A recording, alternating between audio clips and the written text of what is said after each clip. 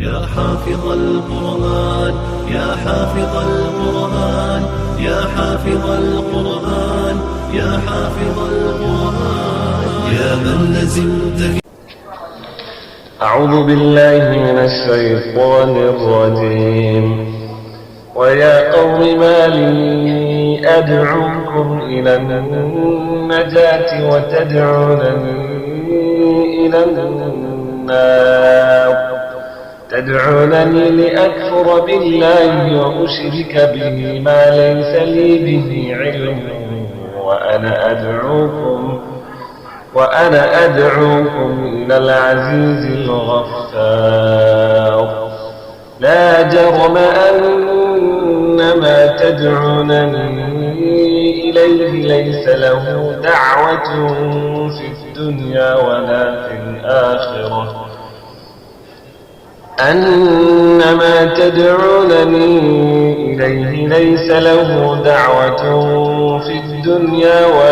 الآخرة وأن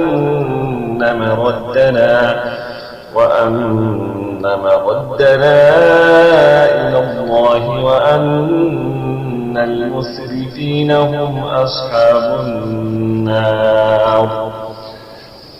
فستذكرون ما أقول لكم وأفوض أمري إلى الله إن الله بصير بالعباد.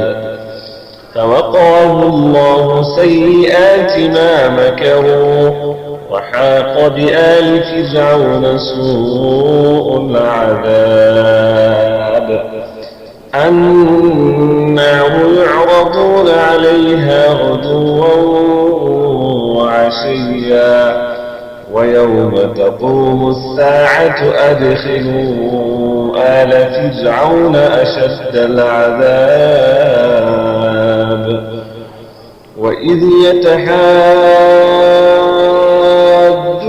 في النار فيقول الضعفاء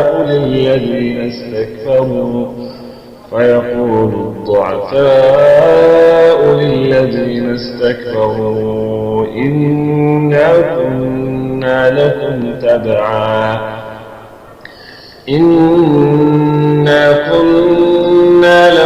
تبعا فهل أنتم مغنون عنا نصيبا من النار. قال الذين استكبروا إنا كل فيها إن الله قد حكم بين العباد. وقال الذين في النار لخزنة جهنم ادعوا ربكم يخفف عنا يوما من العذاب. قالوا أولم تك تأتيكم رسلكم بالبينات قالوا بلى قالوا فادعوا وما دعاء الكافرين إلا في